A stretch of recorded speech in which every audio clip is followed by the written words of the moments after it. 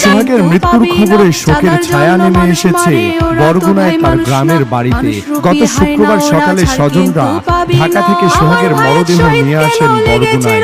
পরে সদর উপজেলার ঢলুয়া ইউনিয়নের ইসলামপুর গ্রামে মায়ের কবরের পাশে তাকে দাফন করা হয়। এখনো বাড়ি জুড়ে চলছে শোকের মাতম।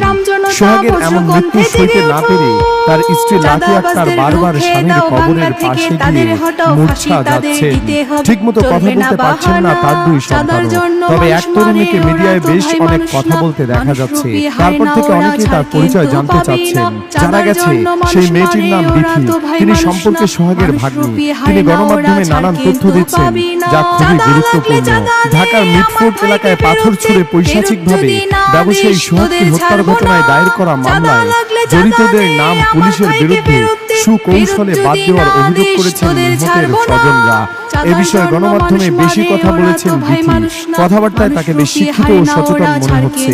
সোহাগের স্বজনরা জানান, মামলা দায়েরের আগে এজাহারের জন্য লেখা একটি অভিযোগপত্র পুলিশ তাদের পড়ে দেখার সুযোগ করে দিলেও পরবর্তীতে এজাহারের জন্য যে অভিযোগপত্র পুলিশ বাদীর স্বাক্ষর নিয়েছে তাতে হত্যাকাণ্ডে সরাসরি জড়িত ৩ জন আসামির নাম বাদ দেওয়ার পাশাপাশি ঘটনার সঙ্গে জড়িত নন এমন ব্যক্তিদের আসামি করা হয়েছে। যদিও এই অভিযোগ অস্বীকার করেছে পুলিশ। এ বিষয়ে সোহাগের ভাগ্নি বিথি বলেন, বুধবার যখন এই ঘটনা ঘটে আমরা তা সন্ধ্যায় শুনতে পাই।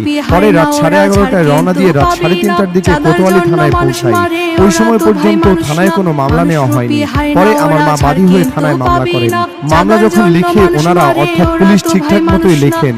17, 18 ও 19 ও 3 নম্বর আসামি ঠিক ছিল। ওইখানে ওসি মনিরুজ্জামান মনির আমাকে মামলার কপিটি পড়তে বলেন।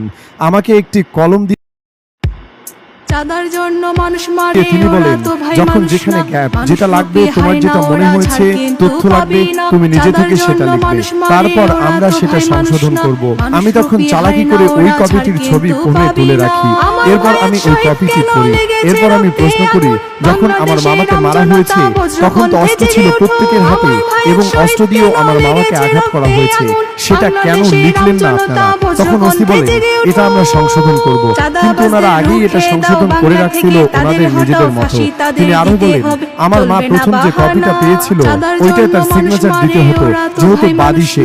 কিন্তু সিগনেচার ওইটাই না দিয়ে তারা নিজেদের মতো যে সাজানো হয়েছে 3টা আসামি অর্থাৎ 17, 18, 19 নম্বর আসামি, প্রথম যে কপিটা ছিল ওইটাই ঠিকঠাক ছিল।